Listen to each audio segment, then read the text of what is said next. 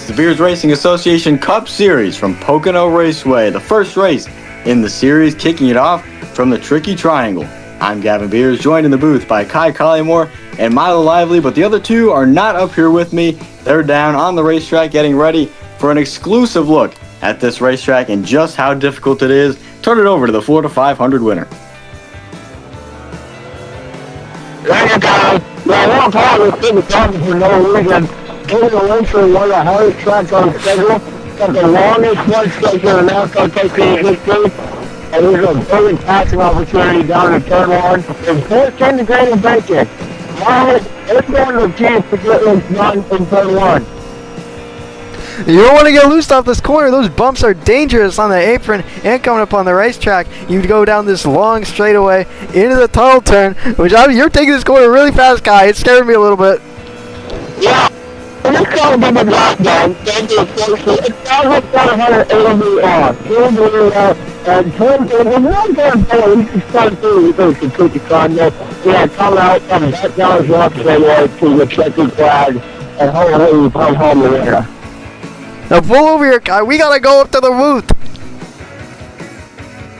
Yeah, guys, get back up here into the booth quickly. Take a look at the race analysis for today as the field gets ready to go green. 15 laps with a halfway bonus at lap 8, the end of lap 8. 67 degrees outside, very humid with an 82% chance of rain, clouds rolling in, and avoid the chaos. Field lined up 2 by 2. Noah Gregson, the pole sitter, he's going to start in the outside lane. Kyle Busch on the inside. Pace car rolls off, pulling to pit road. 2 by 2, the field lead him to the restart zone, and we're racing in Pocono.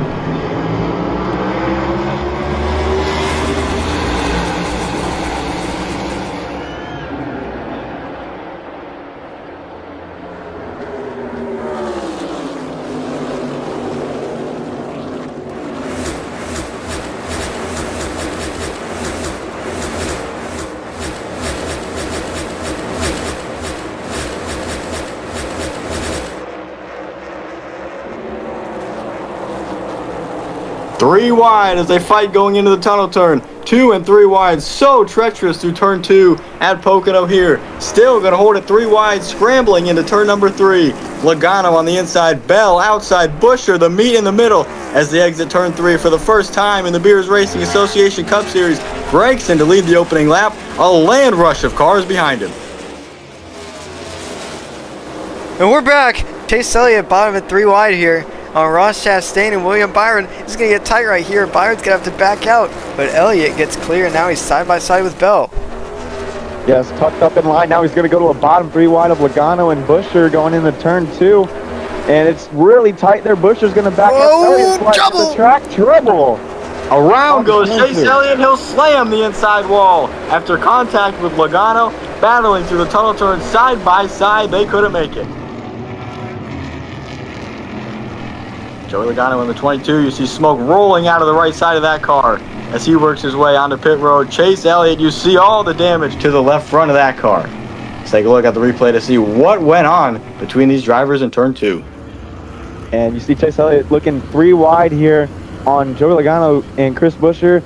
You see it get tight. Buescher backed out, but Elliott just dirty air from the 5 car, sent his car up the track into Joey Logano. You see the roof flap action there, keeping that car on the ground. But he just could not keep it off that inside wall, destroying the left front of that 9 Napa Chevy. And another look here as he goes up the track, collecting Joey Logano. See Christopher Bell there, narrowly avoiding that wreck. We're lucky that was only a 2-car incident. As you see right here, Chase Elliott was already 3 wide on entry, so he was already lower than he should have been. Chris Buescher made the smart move of backing out, and I bet he's glad he did that, as he sees 2 very good drivers. They could have both won this race, and Logano and Elliott spinning out and into the wall hard. Definitely a bent toe link at least for Joey Logano. And they're on pit road now. Yeah, curious to see how much damage is on the 22 of Joey Logano after being in the wall. With the 9 of Chase Elliott, heavy left front damage. The team says bring it back to the garage. There's no reason to go 3 wide entering the tunnel turn so early. But early mistakes like that can have consequences, and on just lap 2, Chase Elliott will be out of contention. And as we line them up for the restart, you got Keselowski and Gregson on the front row. Gregson electing the top, Keselowski electing the bottom, and everyone else is going to follow behind them as pace car's pulling off. The outside line paid off for Noah Gragson at the initial start. What can it do for him on this restart? Lap 4, we go back to green. And pretty orderly through the entire field as of now. Looking Denny Hamlin with Josh Berry back there, looking 3 wide. Chastain in the middle, Blaney up top. 3 wide for the second row off of turn 1. Got pretty tight off exit right there. Still Keselowski with a nudge over Gregson. Now he gets clear heading into the tunnel turn. And now Kyle Larson is going on Noah Gragson for the second spot. They are really aggressive early in this race. Still 3 wide through the tunnel turn. And side by side, the outside lane on that restart did not pay off for Gragson. He lost the lead. Now he lost second to Kyle Larson, who set the sights for Brad Keselowski, who leads the opening lap of the restart. Christopher Bell below Kyle Busch there, going into turn 1. But it's pretty fouled up for the top 3. Still more racing back here as you see Josh Berry and Alex Bowman side by side. All right, here. Now Denny Hamlin running Chastain pretty tight, almost into the wall. These two have a history, especially right there. Now Denny Hamlin 3 wide, just like Chase Elliott did a couple laps ago. Ryan Blaney makes the smart move of backing out, but Gibbs into the wall. Ty Gibbs into the wall, the land rush onto the apron behind him. Everybody gets through it, but heavy damage to the right side of Gibbs' car. He gets it down onto the apron. 2 and 3 wide back to the front stretch behind him. Ty Gibbs is going to limp that 54 all the way down to pit road. A lot of smoke coming from that right rear. Maybe some damage, but 3 wide going into turn 1 again. That was really low entry for Tyler Reddick. He's lucky he didn't slide up into Chastain, but now Alex Bowman going on the 11, who just gained a bunch of spots through there. This is a fierce battle. Middle of the way through the top 10. They're going to stay 2 by 2 through the tunnel turn. These guys not afraid after what they've seen, all this early chaos. So far in this race, Bowman on the inside of Hamlin, still through 3. Alex Bowman needs to get clear here, but he's not. Now he's going to get side drafted by Denny Hamlin, but Reddick goes to the inside to help Alex Bowman.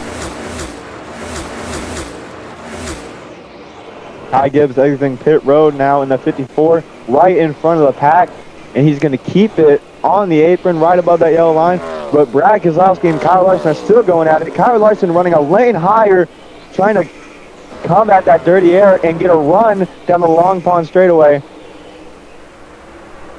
Ty Gibbs is just going to have to hope for a soon caution so he can get the lucky dog and get waved around to the lead lap. But Kyle Larson trying to not follow Brad Keselowski and stay in a different line. He's looking for clean air up there, now down there on the bottom. And those two are going to stay nose to tail as they make their way back to the front stretch. They'll see the green and white checkered. Halfway bonus going to the top 5. Keselowski maximum points. Kyle Busch slots in for that 5th and final point, but they stay single file as they work their way back to turn 1. Again, going to try to find some clean air on that outside to get a run down Long Pond. Kyle Larson gets a run off the corner. He swings to the inside on Brad Keselowski, and he's going to have the advantage heading into the tunnel turn, and he should get clear here on exit, and he does. He swipes across Brad Keselowski's nose on exit, and Kyle Larson to the lead. And Keselowski's going to follow in line with the 5. Right behind him now, peeks his right front outside. Kyle Larson's going to move up, trying to just dump all the dirty air he can. Now he's going to go all the way down the track. As you see that guy back there in the 4, Noah Gragson just pitted, and Keselowski's chasing the 5 with Kyle Larson down into turn 1. That 4 pulling to pit road puts a huge gap now between Keselowski and the 6 running second and the 20 of Bell. They continue to work their way off 1.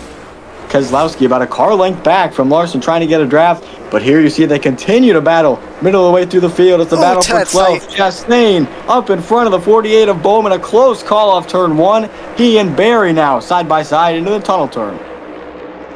As they come out of turn 2 now, Tyler Reddick's going to look to the inside of Josh Berry and Bowman, and he's going to get that spot. 2-for-1 deal off of turn 3, now right on the Ross Chastain's back bumper. But he's actually going to catch the outside wall here as there's 5 to go left in this race. Oh, we got trouble. Around Eric Jones. Oh, my God. Oh, no. Covered into the pit barrels. Sand flying everywhere, and the caution comes out. And I just have to say, the AMR safety team there, and what a great sight to see, is they're going to go 10 to that 43 of Eric Jones, slamming the pit barrier. Heavy contact for Eric Jones. You see trying to get him out of the car right now, and the huge mess that is there left on the front stretch. Those barrels there to protect from the end of that wall, that pit wall. You see Eric Jones climbing out of the car and back to the AMR safety truck. Great to see there. And here's a look. Eric Jones just steps out off of the turn. He's going to slide. Roof flaps did their job again and slides all the way down into the sand barrels. Heavy contact there, spilling all over the place. And just once again, 2.8 seconds. Might be a record time. Safety Penguins did their job here, but Eric Jones just got loose. There's nothing he could have done at that point. He tried to save it. He kept it off the inside wall, and he wasn't going to hit it, but he clipped that wall, and that's going to end his day. Turn 3 we talk about so flat, but you need to carry so much speed through there to set yourself up for that front straightaway. So getting back to the gas just a moment too soon could send that car around. That's exactly what we saw for the 43 of Eric Jones. You see there at the top right of the screen, the red flag has come out for cleanup from Eric Jones in the 43. Another look at this hit straight into those barrels. You see those ones right at the head end did not move, so he did not even come close to hitting that concrete wall at that end of the pit wall there. So the barrels doing their jobs, keeping that driver safe. But a huge incident here on the front stretch with just 5 laps remaining in Pocono. And just got to say, I'm glad he hit like that, because it could have been way worse and way more brutal for him, but so glad to see Eric Jones climb out of that 43. So the red flag out, the driver stopped on the short chute. What does this do for these guys inside these cars? You had 11 laps go by, 5 laps to go, huge battles throughout this pack. What is the mindset of these guys like Kyle Larson leading this race? You would really think that these drivers would think about, like, oh, should I make this move here? Is this dangerous to make this move? But really, these drivers want the race to get back going. It's really hot in these cars, and they just want to end this race and get a good result for their team. See the guys back here, part of that huge battle we were watching before Jones crashed on the front stretch. The 45 of Reddick tagged the fence, went 3 wide there. So Reddick just lost a little bit of momentum there. He's going to some back. As you see cleanup continuing, Jones' car being towed back to the garage, still trying to clean up that sand. But now, from outside of the racetrack, the clouds are building. Rain, we talked about it all day, all weekend long. The rain has been coming closer and closer to this racetrack. It just puts a little more notch in the excitement of this race. If they can go back green and get it back time, you see fog starting to roll in turn 3. What does that play to these drivers' mindset, Kai? And you know, it's just a fact of this race can end before they take the checkered flag, whenever. I mean, you got 5 to go left in this race, but it could be way shorter than that because of this rain. So if you're Kyle Larson or Brad Keselowski, you want to get out ahead of the other and stay up ahead. And you honestly, if you're Kyle Larson, you want this race to get rained out because you have a better shot at winning rather than more passing opportunities on the straightaways with this thing running towards the end of the race. I would bet that Caitlin Larson, Kyle Larson's wife, is up there saying that there's rain coming or there's rain here and that this race needs to end soon. But you see track work actually coming along pretty nice. You'd think with a sand spill like that, multiple barrels everywhere, it would take a while, but they're doing a pretty good job. Safety Penguins on their game today.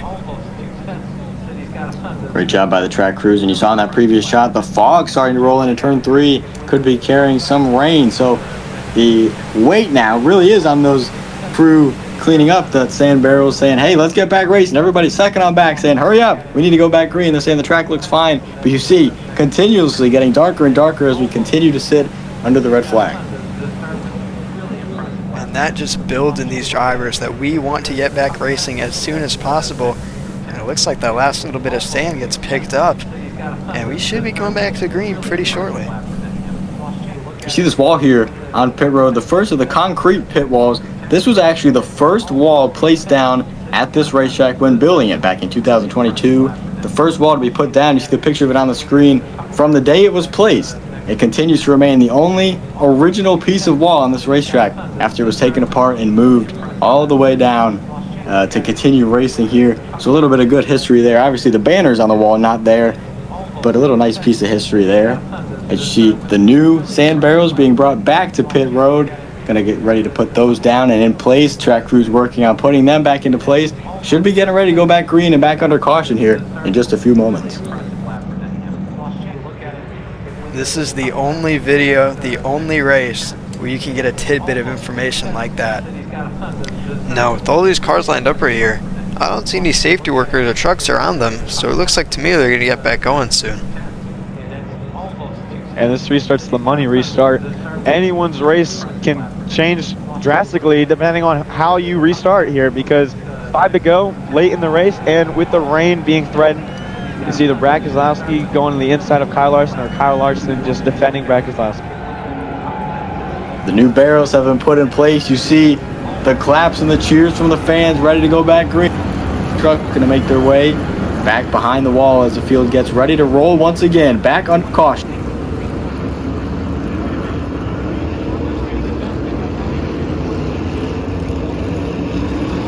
And the drivers in turn 3 saying a little bit of drops of rain. You see the bigger cells to the north and to the west, but you see down there just outside the racetrack, that radius, a little cell building coming track.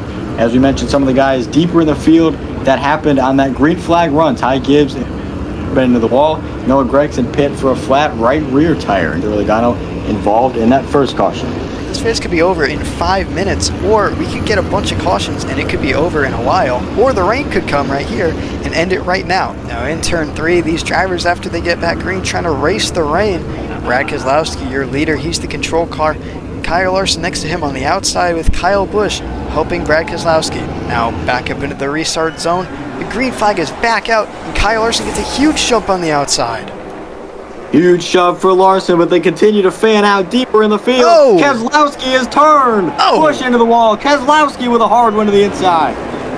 That was The car hard. grinding to a halt on the apron in turn 1. Safety crews on the scene, and we talked about the calamity on the restart. And there it was, Keselowski smashing in to the inside wall. Kyle Busch going back to pit road after that. I wasn't even seeing how much damage he has, but that doesn't look that great. Brad Keselowski really hard at the inside wall. I don't know if I've seen the next gen car look like that before in a while. Let's see what happened. Now right there, Kyle Busch got into him, and just these next gen cars, the rear bumpers aren't square, and if you hit someone not center, it'll upset that car, and he just went hard into the inside wall. Very, very hard hit. Window net's down, he's okay, I think, but... And thank God for the safer barriers, because, I mean, 30 years ago, Brad Keselowski might not be walking away from that. Really hard hit there. William Byron in the 24 had contact as well up against the outside wall. Kyle Busch, so he's another contender taken out of this. But it's just the slightest of a tap right there. Kyle Busch wasn't even moving to the outside, just a push to the 6 to try to help him move him along down the front straightaway, and it was just misjudged ever so slightly right there that turned that 6 car. Kyle Busch trying to avoid, he goes to the outside, and Byron up against the outside fence. I do have to say I'm so glad that the 6 did not go back up the track, because, you know, truthfully, he got really close there if you watch all the way through. But thankfully he kept it down there, didn't collect any more people than were already involved. Yeah, that was only a 3-car incident. That could have been a lot worse. William Byron could have came down, got a bunch more cars, or the 6 could have kicked back even worse. But unfortunate for those 3, as you see Ryan Preece here, tire up. Right front damage on the 60. And whole right side damage to the 24. Byron, as we mentioned, Keselowski has climbed from it, taken back in the AMR safety truck.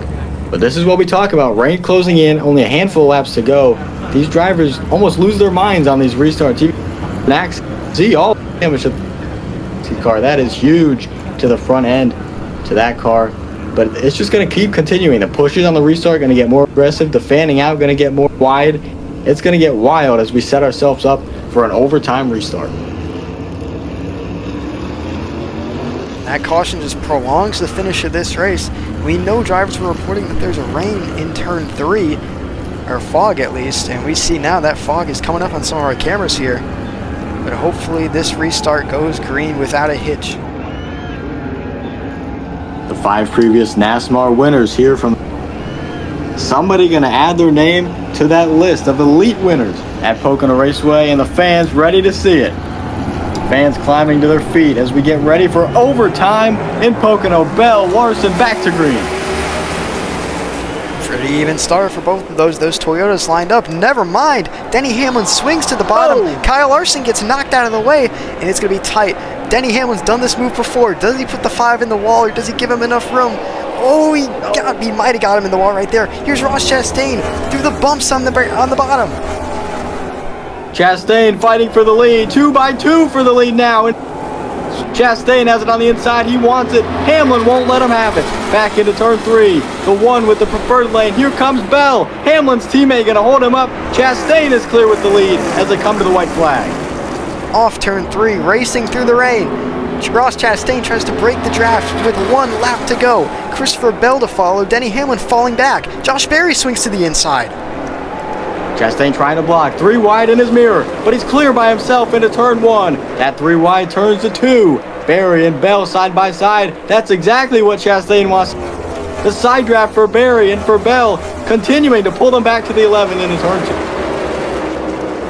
Josh Berry needs to get clear of Christopher Bell now if he wants to have a chance coming into the final corner.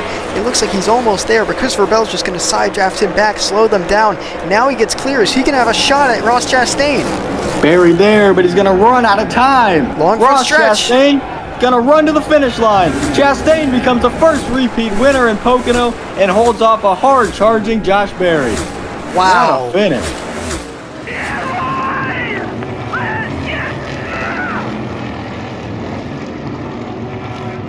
Ross Chastain becomes the first repeat winner, but it was not an easy task to do. What a wild restart for Chastain to secure the victory. Take a look at it. Right there, I thought Kyle Larson was wrecked, but he found a way to save that car barely in front of Christopher Bell. That could have been bad. And now Denny Hamlin off turn 1. You've seen that move made plenty times before. And look at deeper in the field, 4 wide into the tunnel turn, 3 and 4 wide. These guys somehow made it stick. Chastain just right there able to clear the 11 of Hamlin. Thought Denny could maybe stick on his outside, but his teammate Christopher Bell was the one slowing him down. Then Bell was able to clear for second. Rest is history here. That move with Ross Chastain getting clear is what ultimately won him the race. But Josh Berry had a shot at the end. Where did he come from? He was about 4th right there. He took it 3 wide on Christopher Bell. He almost made it work here, and he got up to 2nd. He did, but it wasn't enough. You see the last minute surge, just barely almost got to that left rear quarter panel of Ross Chastain. Couldn't quite get there, but you see the conversation now. Denny Hamlin, Kyle maybe upset with how the 11 raced him off turn 1. We'll take another that. So really the 11 goes to the inside here, leaves his teammate. Larson almost gets turned, Buescher in the fence, and that put Denny Hamlin, he entered this corner so low, you have to think maybe just didn't have enough grip with all that momentum up the racetrack. See here, just continuing. The only way the 5 doesn't hit the fence is if he backs out of it. And it looked like he caught the fence a little bit right there too, which is probably why I went over there to talk to him. You see right there, I think he hit it just a bit, but it wasn't enough to fully wreck him out like he has before. A little bit of deja vu with that. And it didn't even pay off for the 11 of Hamlin either. Chastain is the one in victory lane, so both of those drivers frustrated, and arguably so. Ross Chastain becomes the first one to win multiple races here at Pocono as we go back down to the grid to take a look at today's finishing results. Ross Chastain comes home with another win at the Pocono Raceway, and he's the only ever to do it twice. Josh Berry is going to have to settle for second, still with a great run as the top-running Ford for the Wood brothers. And then Chris Buescher fell all the way back to 17th after being 3rd on the final restart. Tough break for him after being in a great spot. Now the back half of the field in 25th, Trace McDowell's father, Michael McDowell, running up there. Noah Gregson, the pole sitter, fell back late. Brad Keselowski, one of the front runners up front, got wrecked out late in this one. Thanks, guys, and what a fantastic race we were treated here to today to close out chapters of racing from the big track at Pocono and to kick off the season from hard racing early on to some big crashes and very tight racing towards the end with rain and weather closing in the final stages of the race. We really were treated to just about everything in today's race, but congratulations Ross Chastain for Team Trackhouse picking up the first win in the Beers Racing Association Cup Series. We're going to pick things up just about 2 hours south from here from the first state, racing at the Monster Mile for race number 2. From Collymore, Milo Lively, I'm Gavin Beers. We'll see you in Dover.